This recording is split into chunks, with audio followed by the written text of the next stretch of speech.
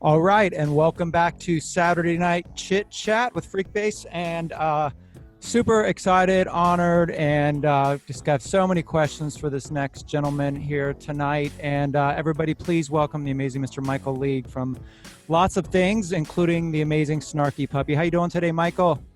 Doing well, man. How are you? Good, good. So we talked a little bit before we went on air. So you were in Spain. That's where you live in Spain now, huh? I am, yeah. I'm in the Northeast in Catalonia, about an hour from Barcelona.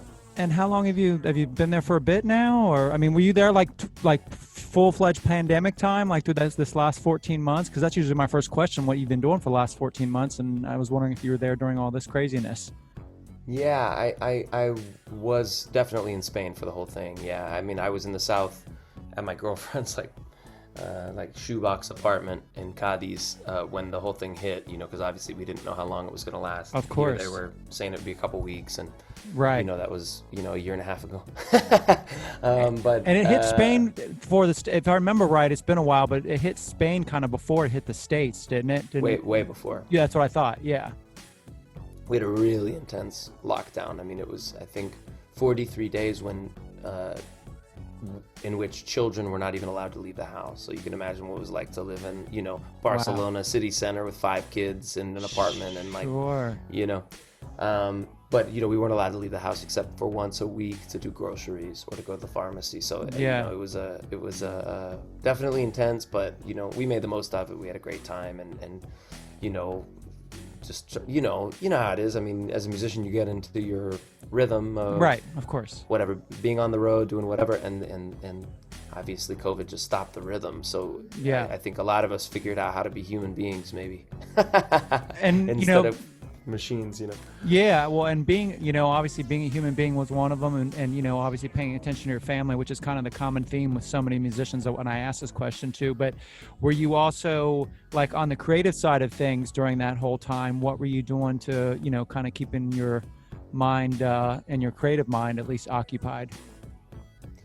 Well, everything got canceled. Everything that I had on the books got canceled, and so I revisited this idea, or I should say I actualized this idea that I had been kind of like tossing around, in my brain for many, many years, which was this, the idea of making a solo album, like a pop album. Oh, nice. With vocals and all this kind of stuff, because before I started playing jazz or in college and then, other things afterwards, I was really like a singer-songwriter kind of person. I played James Taylor songs in restaurants, and that was like my high school relationship with music, And then I got into jazz and all this other stuff, funk and gospel and soul and stuff, and it brought me away from that in a lot of ways. Although I continued playing with singers and songwriters and stuff, and so I had wanted to make a solo record for a long time, and then I looked at my totally clear calendar and said, I'm like, screw it, I'm gonna write this record, Yeah. And so I sat down and made a little schedule for myself. Every morning I was practicing, Catalan, and then practicing these instruments that I was trying to learn, and then basically like after lunch, between lunch and dinner, it was like writing time, and so I was spending about six or 7 hours a day writing this record. In about a month and a half I had 12 songs, and I tracked it in November, and it comes out on June 25th. That is amazing. So, like, was every song different in terms of like your writing? Like, was it like, sitting down with an acoustic guitar, or was it piano, or was every song, starting with a beat? I mean, what was the process for like the songs on this album? Well, because it was a pandemic, and I went down there with like a duffel bag, Right, so right. I didn't really have anything there. I had one drum, one like a Turkish hand drum, yeah, and my MIDI controller and my computer, and that was all that I had, actually. So right, the MIDI controller is a lifesaver when you're on the road, right? Because you can get a bunch of different sounds. You can, it's very versatile. So some of the songs started with ideas on the keyboard. Some of the songs started with grooves, like percussion grooves. Some of the songs started with actually song titles. I love to write that way, to have a song title that I like, and then build around that. You know. But really, for me, the saving kind of, the the thing that saves my butt constantly as a composer is really just like the voice memos part of my iPhone. I'm right there with you, dude. I Right? live and die by that thing. Yeah, for sure. Yeah, I mean, you have hundreds of ideas Yep. saved or whatever. You know, whenever you're walking down the street and you're like, oh, that's an interesting melody. Yep. 10 seconds, you record it, it's there forever, you forget about it. But then when you have time to compose, Yep. you have like this vault of material that you can roll through and see what inspires you in that moment. Yep. Yep. So I had, 200, 300 voice memos on my phone, and each day I'd just start listening to them and say, all right, this one's talking to me today. And then I kind of develop that idea, because it's kind of unfair to put that pressure on yourself to, like, in the, whatever, the 1 hour that you have to compose on a Thursday, to like expect the muse to descend upon you in that 1 hour and gift you this like incredible song. It's just not realistic, so I like to have that vault ready and waiting so that I don't rely on inspiration. Yeah. Now, is the solo album, is it going to be like under your name, under just as Michael League, or are you going to put it like that's what you're going to call it? Yeah. It is. Yeah, it's the first time I've ever done that, so it's a little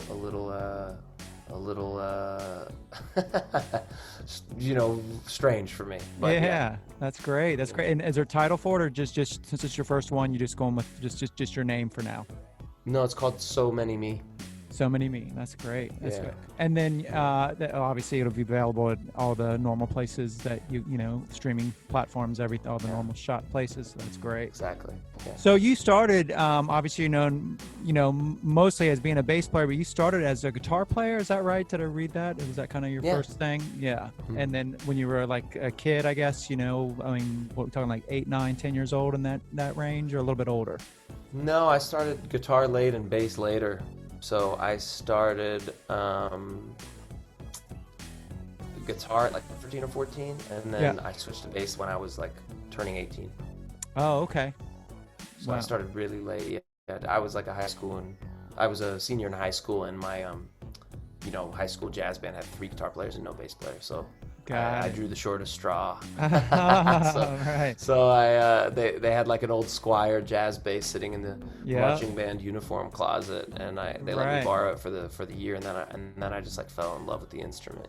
That's incredible. That's what. Now, did you do any like lessons around that time or after, or did you just kind of self-taught mostly, or how'd you go about that? Actually, my guitar teacher continued to teach me, but on bass. Oh, so the lessons became more like music lessons, not guitar lessons. Yeah, he's amazing. Dan Leonard, incredible guitar player from Northern Virginia.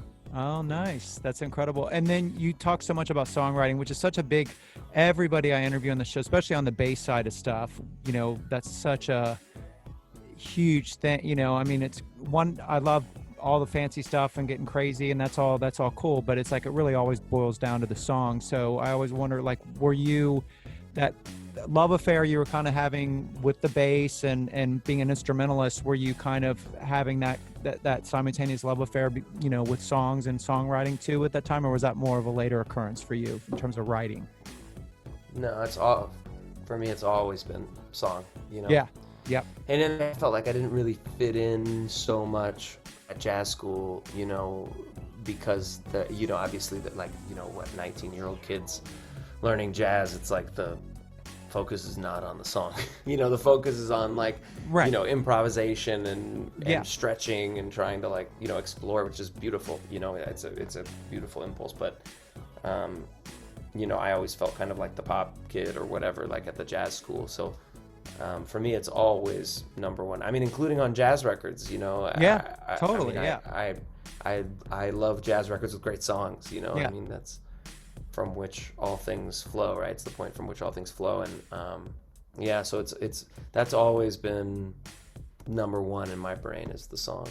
That's incredible. And then obviously, I know we're kind of zapping around on your timeline a lot, but so you get to college, and that's where Snarky Puppy basically starts, right, during college. And it's in Austin, right? Texas, isn't that where you went to school? It's in Denton, Texas, which it's is near in Dallas. Oh, okay, got it. University of North Texas, not University of Texas, Austin. Yeah. Got it. Okay, cool, great. And then when you guys started gigging, I'm assuming you played around town, but did you guys start like getting on the road fairly quickly, or was that more of a later, like after you guys had been out doing it for a little bit? I mean, it was fairly quickly. I think we played Yeah. our first gig in like 2003 or 2004. Yeah. And then our first tour was maybe 2005, 2006. So I mean, It's pretty but, I quick. mean, Yeah. to call it a tour is a little bit generous. I mean, it was basically like I rented a 15-passenger van and a trailer, and we drove to my mom's house in Virginia and just stopped in any little bar that would let us play along the way. We booked a gig in New Orleans, a gig in like at an organic restaurant in Athens, Georgia. Well, you guys like played. I'm from Cincinnati, and I remember I wasn't at the show, but I had a lot of friends that were at yours. You guys played. There's a little club here in Cincinnati called the Mad Frog. You probably don't remember it, yeah. but I remember that gig. yeah. And I had a bunch of friends who were at like that's when I first started like the buzz. I was like, whoa, what's this band? And then Cool. oh yeah. So that was pretty quick. That was probably 2010. Oh, I mean, okay. That sounds we've about probably right. been a band for 6 years because basically you can break Snarky Puppy's history into two chunks, like the first 10 years, which is basically like pain and suffering and hilarious stories of being on the road with no money and sleeping on people's floors and stuff. And then there's like the last 6 or 7 years which resemble, basically like the experiences of any normal band. Right. Sure. You know what I mean? First 10 years, like not normal. It was like too grimy, grinding, playing for 3 people. Getting double booked with karaoke pajama parties and them choosing the karaoke pajama party over us. And oh yeah. Story after story like that. Yeah. Oh yeah, for sure. And then it seems like now, and you tell me if I'm wrong, but like as you guys evolved, you became more selective in terms of like obviously you started the Ground Up Music Festival, which we'll talk about shortly, but it was more targeted kind of touring. Am I right on that, or am I it seemed like it seemed that way to me, and I know you guys have a big band, and that can be challenging when you have such a big band, so you tell me if that's true or not. Yeah, I mean, in the beginning, it was like if someone offered us a place to play and a place to sleep, we would go. Yeah. I mean, actually, even if they didn't offer us a place to sleep, we would go. I mean, it was right. Like we were just so excited to have anyone care about what we were doing, for so long. Right. And then when we had over a decade, when we had established a fan base, it was like, okay, let's be smarter about how we're going to think about it, in a more sensible and practical and sustainable way. So now we make our decisions, factoring in what our mission is as a band and all this kind of stuff. It's not like we just chase the money, right? We think about why we do what we do and how much we enjoy certain elements of what we do. Like the band enjoys being on tour in certain places more than others, so it's like we bear that in mind, and because we want the band and the crew to have a great experience when we're on the road, so we try to sculpt our plan around a lot of different things. Yeah. And then obviously the bands had different you're obviously the one element that's always there. How do you when you go book a tour or book a show or a festival or whatever, I mean, is there is the Rolodex always go to this first 5 or 6 people, and then you kind of fill in the blanks, or is it is there how do you put together the touring band version of Snarky Puppy, or is it do you always consciously try to make it an ever changing thing? I mean, how does that work? Well, we have like 19 members. Right, I know. It's that's nuts, man. That's just crazy. Yeah. It's a lot of people, yeah. But I mean, those are like actual members of the band. It's not like we're just like, oh, we're going on a tour. Who should we get to play saxophone? Oh, this guy. Got it. Okay, I hear you. Sounds good. It's not like that. It's like we have 2 saxophone players. We have 3 trumpet players. We have 4 keyboard players. We have 3 guitar players. We have 3 percussionists. Oh, Stevens. This guy, man. I'm telling you. Goodness. We have 3 drummers. We have like a roster.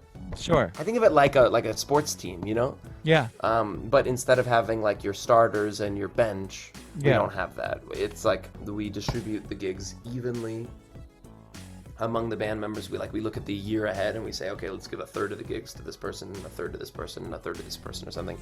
Except for the members that were with us like in the very kind of hard early years, the ones that have stayed with us, like they get basically the call on every gig, more or less. For sure, and then, yeah. And then they can say, you know what, no, actually that week I want to work on my own thing or whatever, and then we call somebody else if they can't. But yeah, or we give them the majority of the calls. But yeah, we have like a system that, you know, it's an imperfect system, of course, but it works for us, and everybody is more or less, you know, happy with it. It's the best thing we could come up with, and the most that everybody could more or less agree on. So that's great. That's incredible. And did you, when the bands first started, first off, were you that big when you first started? And was it like a conscious thing, like, okay, to really pull this music off, at least how I hear it in my head, or how you guys collectively hear it in your head, like we have to have, you know, this many people, you know what I mean, to come across with what we're trying to come across? Or did it just kind of fall, like the chips kind of fell that direction, you know what I mean? It was originally a 10-piece band. Okay. And because that was just the sound that I had in my head. I wanted percussion. I wanted, you know, a big horn section. We had 4 horns at that time, and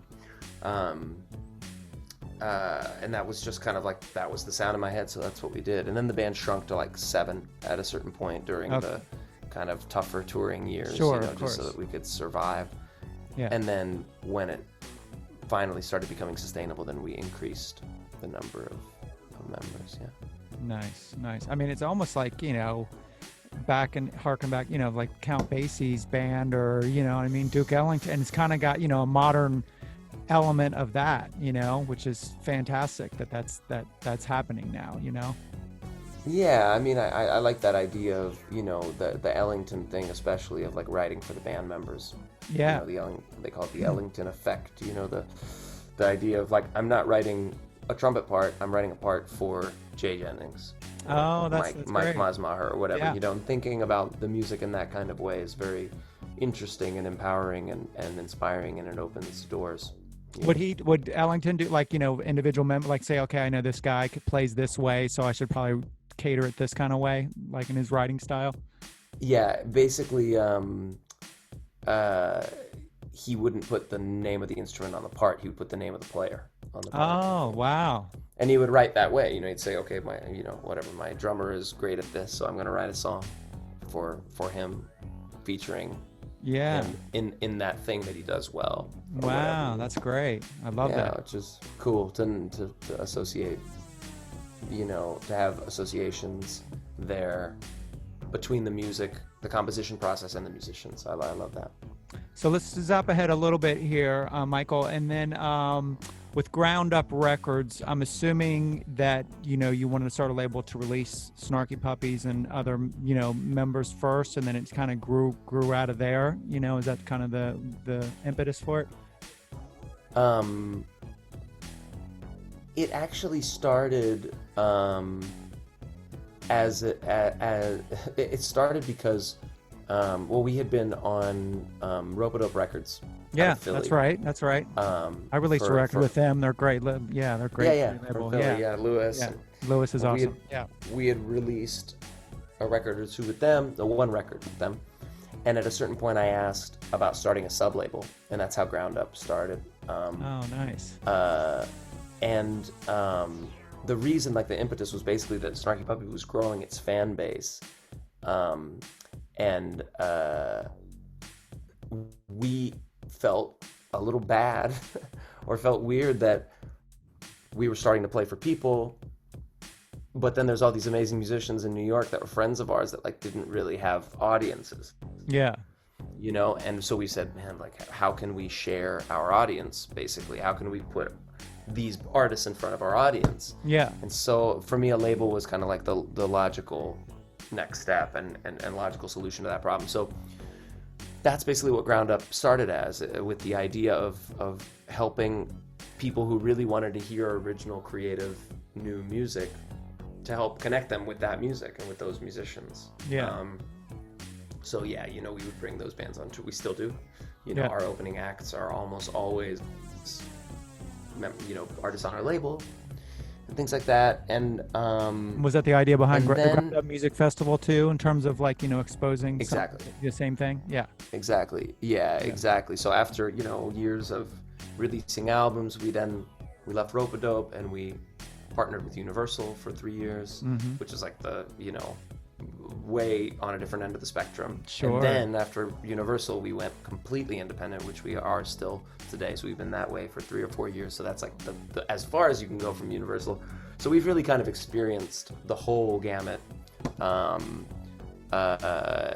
In terms of being a label. And then 5 years ago, Andy Hurwitz, who founded Rope-A-Dope but hadn't worked there for a long time, Yeah. he was working for Ground Up at that time, told me like, man, let's do your festival, basically, because every band I think has a dream of inviting all their favorite bands to come together and play a festival. Totally, yeah.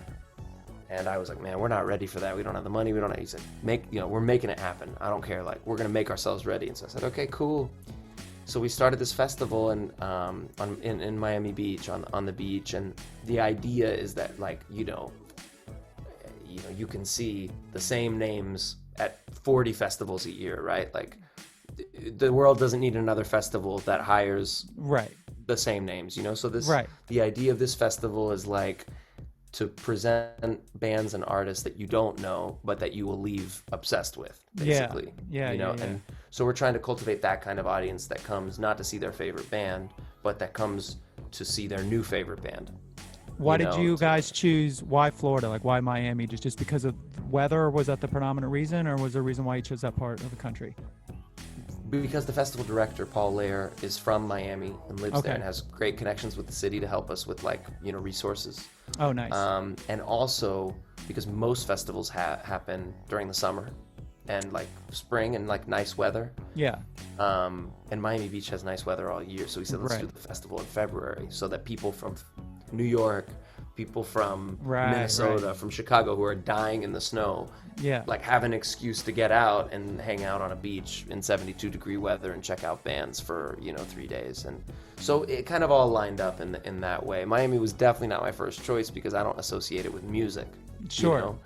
But in that way, it's actually even more special because we're trying to kind of like bring this thing that's different to a place that normally is kind of oversaturated in like EDM maybe, or in or with like Latin pop or something. It's like it gets a big dose of those genres and it doesn't get a big dose of others. Right. So it's kind of ticking a lot of boxes, I think. Yeah, that's great. And then I always we'll start semi-wrapping things up real quick about Ground Up though. In terms of the label, I'm just curious, like how, obviously the label has grown so much since you started it. Are you still kind of involved in the day-to-day with it, or is that you just kind of like let a lot of the people handle most of that now, or how much are you still involved with that side of things? With the label side? Yeah, with the label side of stuff. I don't mean like, mailing records out, but what I'm saying, like, in terms of just, more like creative kind of side of things, Yeah. Yeah. I for a few years I was really outside of it. Yeah. And then about a year ago, I told the label, I was like, I feel bad that I don't know what's going on. Yeah. Sure. So we started doing now, like every 2 weeks we have a meeting, the whole label and me, and they kind of fill me in on everything that's happening and like a rundown of every single artist, because they talk with the artists every 2 weeks. Yeah. And they just say, what are you up to? What can we help with? Blah blah blah. So they go down every artist and say, this artist is working on this one's working on this, we're connecting them with this, we're helping with this.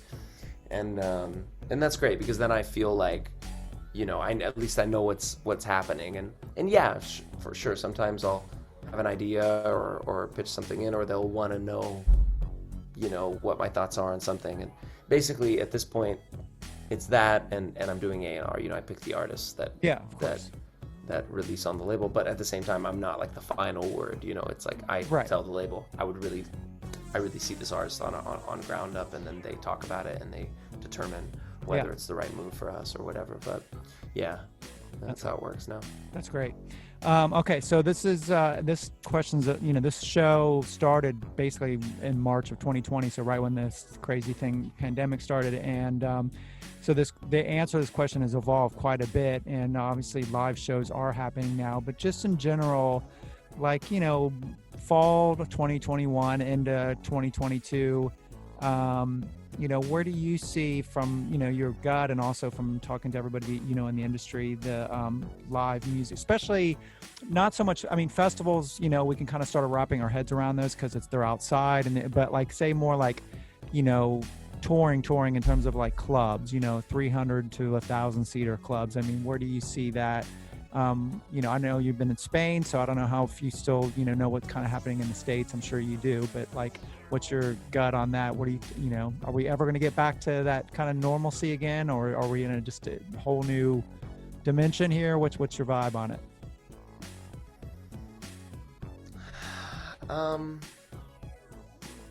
I really don't know. I feel like almost like you'd have to ask a sociologist or something Right, that because right. I think it has much to do with human nature as it does with science. Yeah. And the point. way that like I did a 3 gig run this weekend in Italy.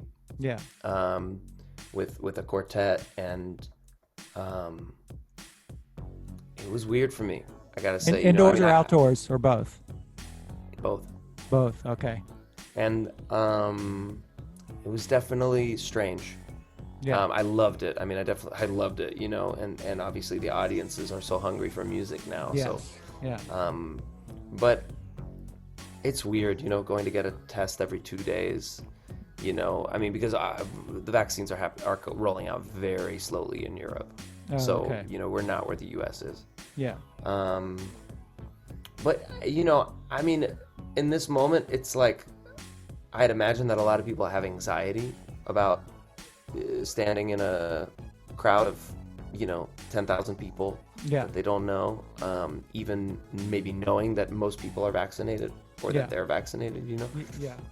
But I think probably that feeling of comfort being in that situation will return quickly. We adapted very quickly to the regulations of the quarantine, right? Yeah. And we'll probably adapt quickly to the return to normalcy, or whatever you want to call it.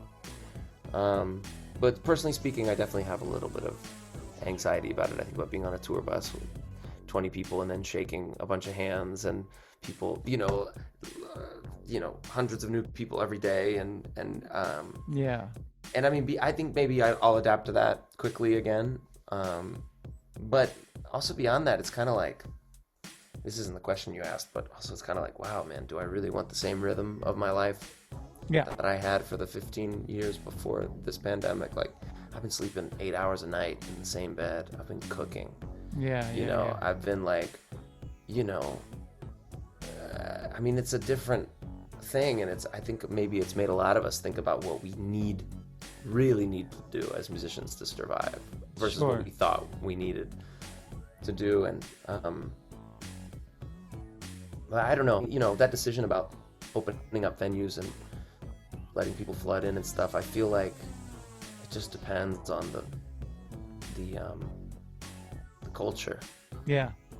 It's not surprising to me that the U.S. is like leading the way in that stuff, because the U.S. has always put kind of profit over logic. Yeah, right. But also at the same time, the vaccines are rolling out fast there, so it does also make sense,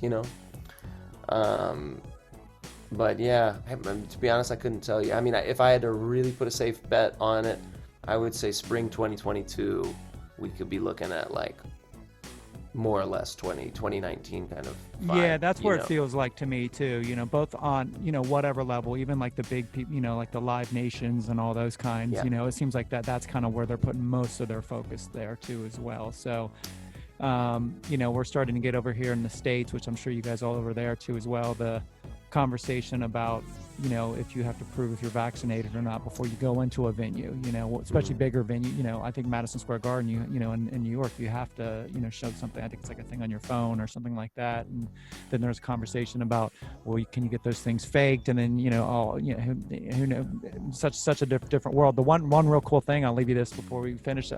There's a guy I interviewed a couple weeks ago, a really great group out of Ohio called Hookahville, and they've had, Acoustic Hookah, and they had this thing called Hookahville. It's been going on for like 30 years, big jam band type festival.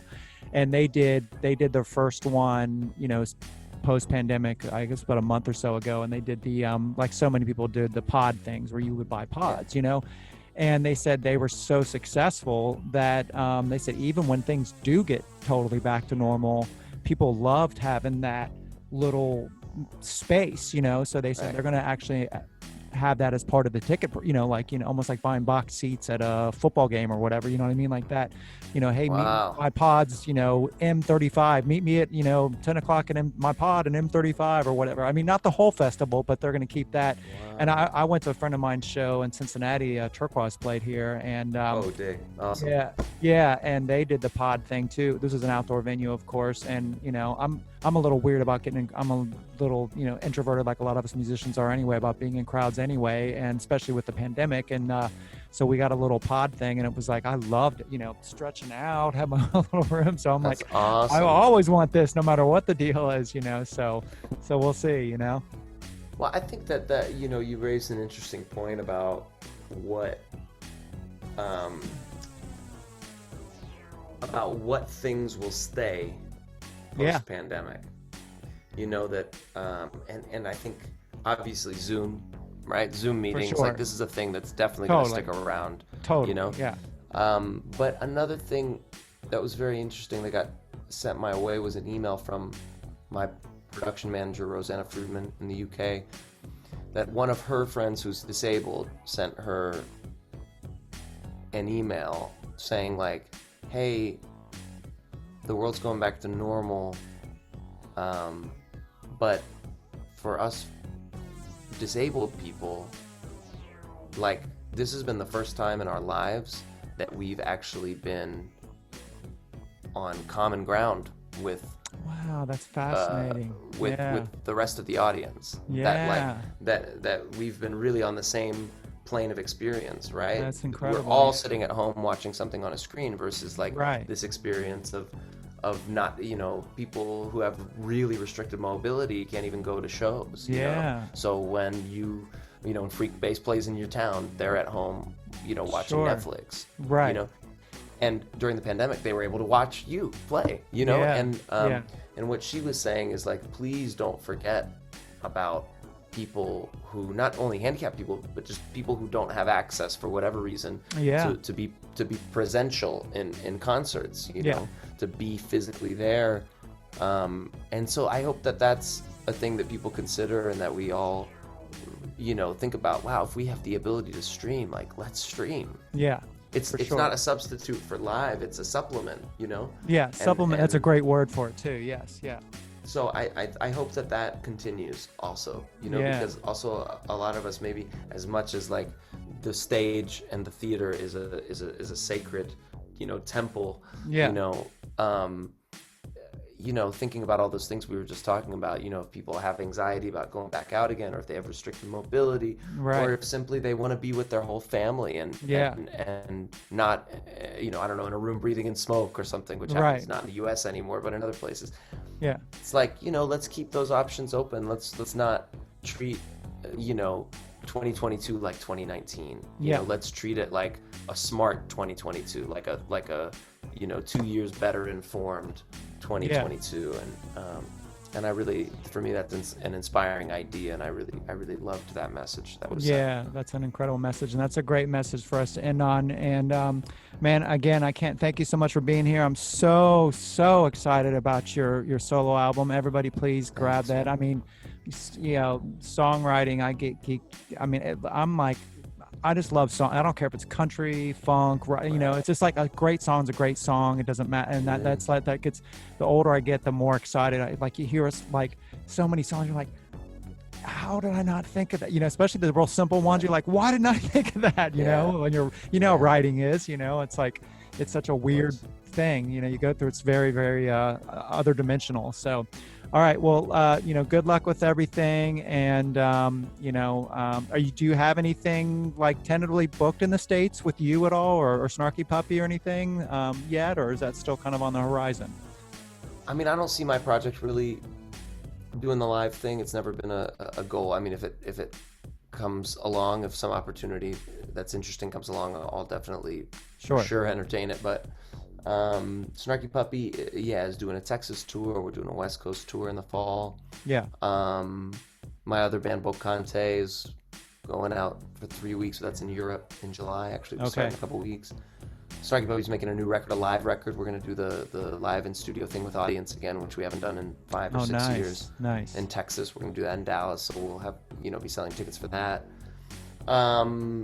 And I think for touring that in the U.S., that's kind of it for the year. And then next year, because we'll have that record coming out next year, will be just like fifth year. Right. You know, the compensating for the last 16 months. You know? Right, of course.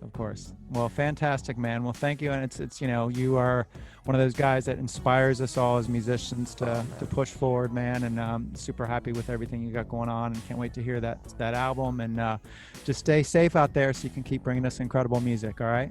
Well, likewise, man. I appreciate it. Thanks for having me. All right, brother. Thanks for being on the show. We'll see you soon. See Bye-bye. you.